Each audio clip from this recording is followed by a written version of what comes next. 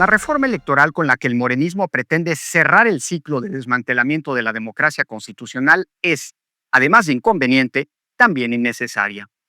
Por supuesto, en la lógica del oficialismo, se trata de una pieza fundamental de su proyecto de reinstauración autoritaria. Tanto que hace unos años, lo que hoy se dejó hasta el final, buscó en su momento ser el primero de los cambios que se intentaron instrumentar. En efecto, tanto el Plan A como el Plan B se centraban exclusivamente en una transformación profunda y radical de las normas electorales.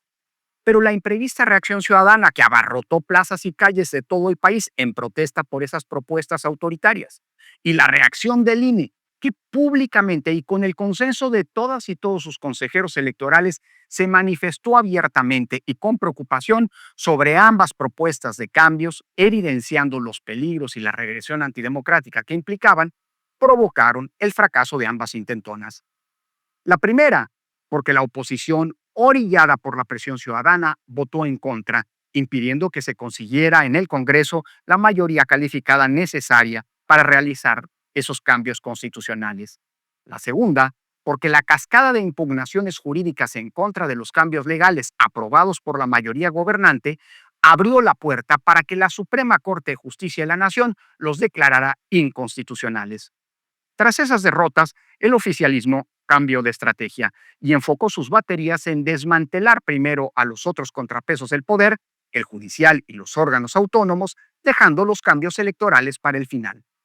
Sin embargo, a pesar de contar hoy con una mayoría fraudulentamente construida en ambas cámaras del Congreso, una, la de diputados, producto de la inconstitucional sobrerepresentación que le concedieron a Morena y sus aliados tanto el INE como el Tribunal Electoral, y la otra, en el Senado, resultado de los arreglos y amenazas mafiosas ejercidas por el morenismo, la reforma electoral aparece compleja y hasta innecesaria. Con un cinismo grotesco, propio de la soberbia con la que se conduce la coalición gobernante, y dando razón a quienes criticamos en su momento las razones que en realidad perseguía la reforma judicial, el coordinador de los diputados petistas, Reginaldo Sandoval, lo dijo claramente hace apenas un par de semanas al criticar que su partido no había sido escuchado ni consultado por el gobierno ni por la Comisión Presidencial de la Reforma Electoral. Si ganamos el control del Poder Ejecutivo y el del Legislativo, y ahora también, gracias a las elecciones, el del Poder Judicial, dijo, ¿para qué necesitamos una reforma electoral? En realidad, es claro para qué la quieren: para poder destruir las condiciones que durante décadas se han construido para permitir que con su voto la ciudadanía pueda libremente poner y quitar a sus representantes y gobernantes, y así, tomando el control de la organización de las elecciones, del arbitraje y de los resultados, puedan ser ellos quienes tengan el pleno control de la llave que abre la puerta de acceso al poder. Hace un par de años, el 18 de febrero de 2024, en el Zócalo capitalino, utilicé una metáfora útil para explicar lo que el morenismo pretende. Entonces dije, nos pasamos más de 40 años construyendo una escalera cada vez más sólida, cada vez más robusta, cada vez más firme, para que quien tuviera los votos pudiera acceder al primer piso. Y hoy, desde el poder, quien llegó a ese primer piso por la libre voluntad de la ciudadanía, pretende destruir esa escalera para que nadie más pueda transitarla. Eso es precisamente lo que busca la reforma electoral que desde hace años ha impulsado el gobierno. Dice Sheinbaum que dado que no hay una iniciativa aún presentada, todos son especulaciones. Será el sereno, pero los antecedentes y sus propios dichos evidencian sus propósitos. Dice la presidenta que quiere abaratar las elecciones. ¿Para qué?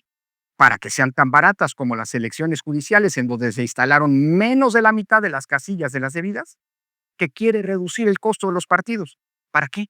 Para deteriorar las condiciones de la equidad en la competencia de la que ellos se beneficiaron siendo oposición, que quiere reducir el costo del INE. ¿Para qué?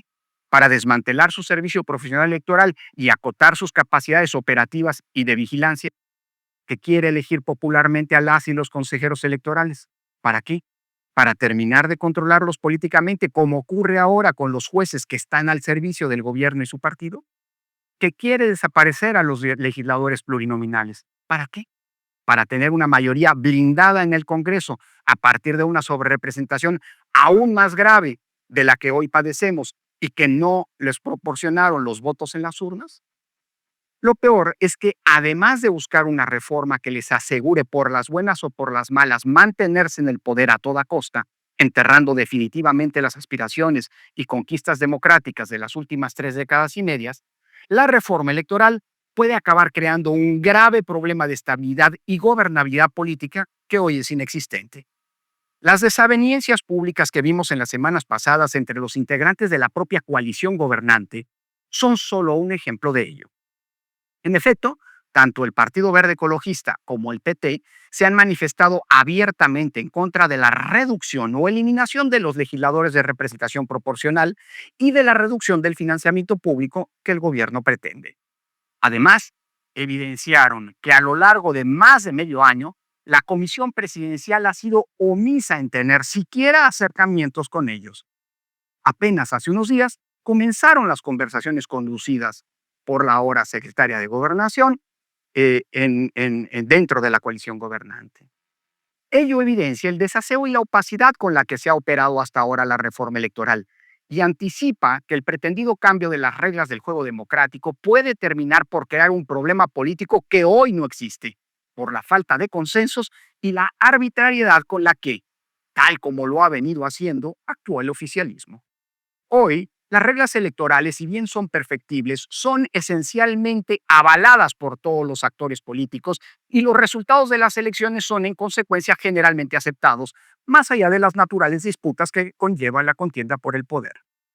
Una reforma regresiva y mal procesada puede provocar que, como ya había ocurrido en un pasado que habíamos logrado dejar atrás, las elecciones vuelvan a ser fuente de problemas, conflictos e inestabilidad política, que visto el complejo panorama económico, de seguridad e internacional que enfrenta el país, resultan a todas luces inconvenientes e innecesarios.